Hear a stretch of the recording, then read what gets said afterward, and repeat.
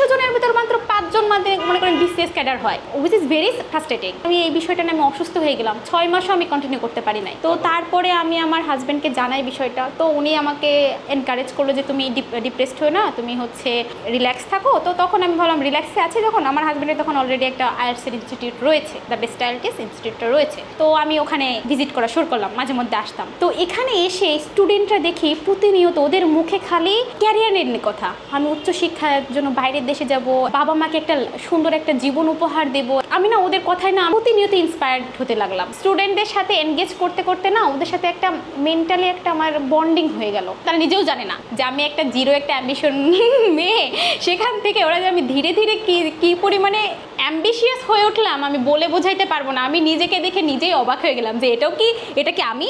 আস্তে আস্তে আমি দেখলাম যে আচ্ছা আইএলটিএস তো করে নিলাম, বাট আমি একটা লোয়ার মিডল ক্লাস থেকে এসেছি। এমনকি আমার কিছু কিছু স্টুডেন্ট আমি দেখেছি যে তাদের ফ্যামিলি পারবে না, বাট তারপরেও তারা আইএলটিএস দিচ্ছে, স্কলারশিপ যদি পাই। প্রত্যেকটা স্টুডেন্ট পজিটিভ। তো এটা দ্বারা না আমি খুবই ইন্সপায়ার্ড হলাম। তো তারপরে আমি ভাবলাম যে আচ্ছা আইএলটিএসও দিলাম, ভিসা তো পাইতে হবে। তখন আমি দেখলাম যে আমার নিজেরও আমি তো ঠিক করে নিলাম আমি উচ্চশিক্ষার জন্য বাইরে যাব।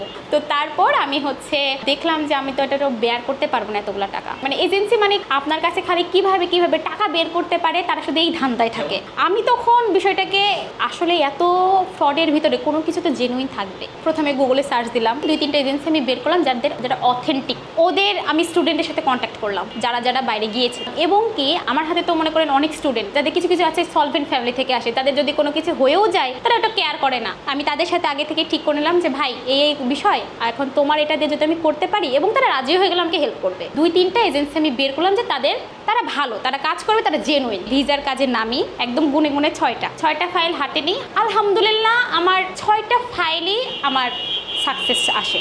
তো আমি যেহেতু কমিউনিকেট করতে পারি, আমি স্টুডেন্টের সাথে এজেন্সির সাথে নিয়মিত আমি কমিউনিকেশন, স্টুডেন্টরা এই ফাইলটা দিচ্ছে কিনা, এই ডকুমেন্টটা রেডি রাখছে কিনা, তারপরে এজেন্সির সাথে মিটিং করানো, দরকার হলে প্রয়োজনে আমি তাদেরকে নিয়ে বেরিয়েছি। সত্যি কথা বলতে আমি খুবই লাকি যা, কারণ আমি যদি একটা ফাইলে যদি মনে হয় আমার মিস হয়ে গেলে আমি হয়তো হতাশ হয়ে যাইতাম। শতভাগ সফলতা পেয়েছি এবং আমার মনে হয় এটা মানে সৃষ্টিকর্তাও চান আমি এটাতে থাকি, আমি এই কাজটা করি। মানে এমনও হয়েছে আমি তাদেরকে কাউন্সেলিংও করছি বিভিন্ন সমস্যা। তো আমার ফিলোসফি নিয়ে পড়া তো কিছুটা আমার ওই যে মেন্টালি কানেক্ট ওটা আমি একটু করতাম পারতাম আর কি। রিডিং পর্যন্ত একটা লাইন পড়তে পারতাম না। সেই ছেলে আইএলটিএস দিয়ে একটা রেজাল্ট করে বাইরে উচ্চতর শিক্ষার জন্য যাচ্ছে। Isn't it a great thing? যে মানুষ যখন পরিশ্রমের পর যে জিনিসটা পায়, এবং আমি তার মাধ্যম হয়েছি। মানে পুরাপুরি মানুষ যে ড্রাগ এডিক্টেড হয়ে যায় না, আমি না এইটার প্রতি এডিক্টেড হয়ে গেলাম, এই ক্যারিয়ারের প্রতি। যে ভাই আমি যদি স্টুডেন্টদেরকে এই সফলতা পর্যন্ত এনে দিতে পারি, একটা পজিটিভ ভাইব যে আসে না আপনার ভেতর থেকে, তখন না আপনি না খেয়ে থাকলো 3 মাস না খেয়ে থাকলো যে আপনি ইয়েটা পড়ে যান না, একটা ইয়েতে পড়ে যান, সেখান থেকে আপনি হঠাৎ করে যেন চাঙ্গা হয়ে যান, একটা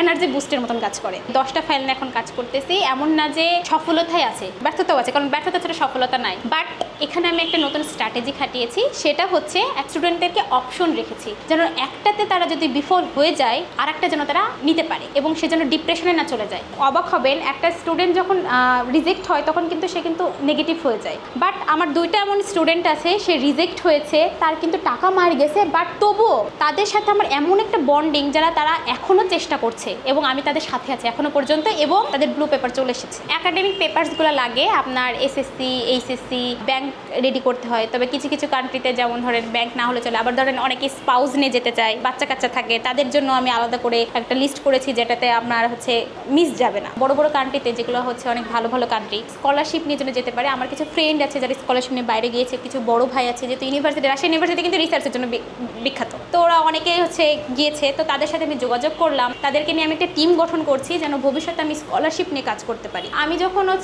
রিসার্চ করি কান্ট্রি নিয়ে, তখন দেখি যে এই কিছু কিছু কান্ট্রি আছে যে কাজগুলো খুবই সলিড। তো আমি সেই হিসাবে সেই পেপারসগুলো সেভাবে রেডি করি। আমাদের 15টা কান্ট্রি আছে যেটাতে আমরা উইদাউট সার্ভিস চার্জ ভিসার কাজ করছি। শুধু একটা আপনাকে সিনসিয়ার থাকতে হবে যে আমি বাইরে যাব, বাদবাকি দায়িত্ব আমরা নিব। আমি একমাত্র ফিমেল যে কিনা ভিসা রিলেটেড কাজ করছি। এমনকি আমার মনে হয় বাংলাদেশে আমি আছি যে কিনা 13টা কান্ট্রিতে উইদাউট চার্জ ভিসা সার্ভিস দিচ্ছি।